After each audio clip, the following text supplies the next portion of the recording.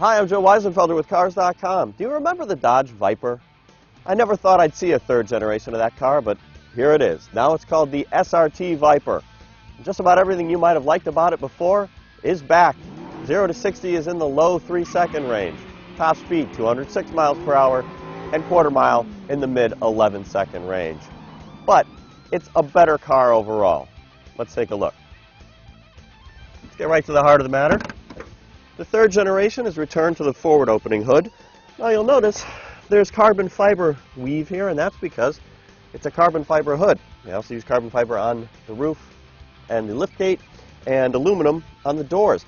Lots of lightweight materials, especially high up, has helped bring the weight of the car down about 100 pounds, and that's significant. They've even made some changes to the engine. 8.4-liter V10. They've got a composite intake manifold. Again, lighter weight up high. Engine itself is down about 25 pounds. The output has increased on the 8.4-liter V10 to 640 horsepower and 600 pound-feet of torque. Now you'll notice this X-brace here. This is an addition that improves structural rigidity.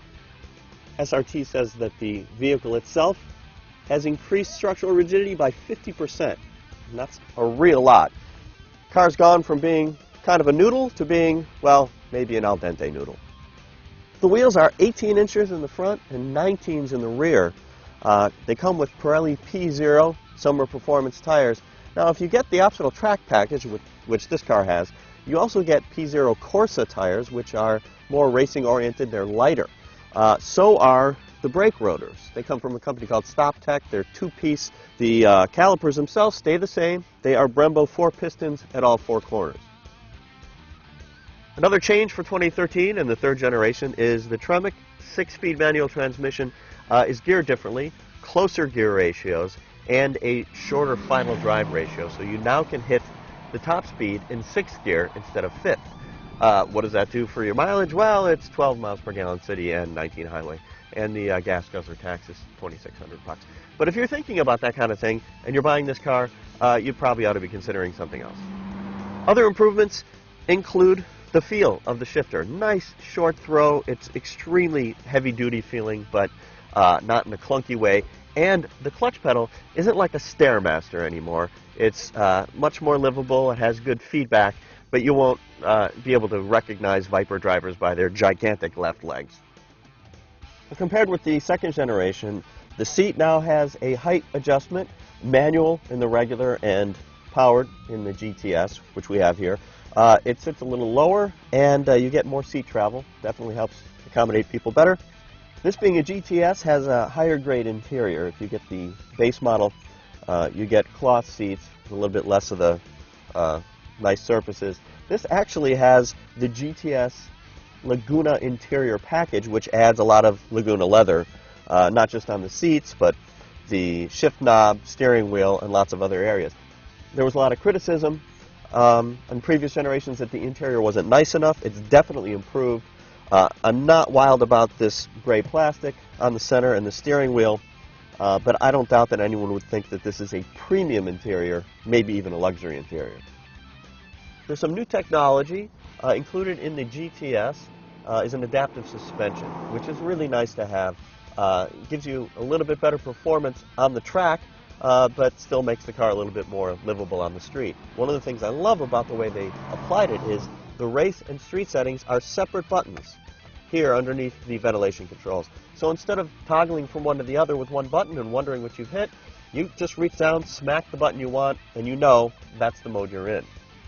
Overall, the ride quality is decent on the street, but this is no one's idea of a comfortable car. It's also still loud, a lot of engine rumble, some mechanical sounds, but in aggressive driving, especially on the track, it's an entirely different vehicle. The steering feedback is better. The car goes where you point it. It still has the fury of acceleration up to 60 miles per hour in first gear. And it's simply much more manageable than the previous generation was. I'm going to go so far as to say the previous generation was unmanageable and inconsistent. This one feels more like a sports car than a muscle car. One other addition that was required is a stability system, required on all new cars as of the 2012 model year. It's not a bad thing to have here, especially, again, the way they've implemented it. There's an ESC, electronic stability control button on the steering wheel. You have a pretty conservative setting for normal driving. Push it once and you get ESC Sport, which lets you slide around a little more. There's more than that. Hit it again and you get ESC Track, which actually will allow the car to get pretty far out of control, but won't let it spin. And then you can turn it off entirely if you're exceptionally brave. SRT has done a great job in updating the Viper.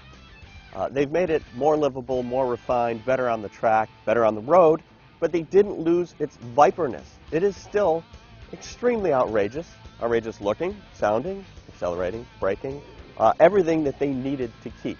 Now, speaking about outrageous, the price for a regular one starts at over $99,000. The GTS starts at $122,000, and this one, as equipped, $145,000. But, as usual, what makes a car worth that much? Someone willing to buy it. Will people be willing? I think they will.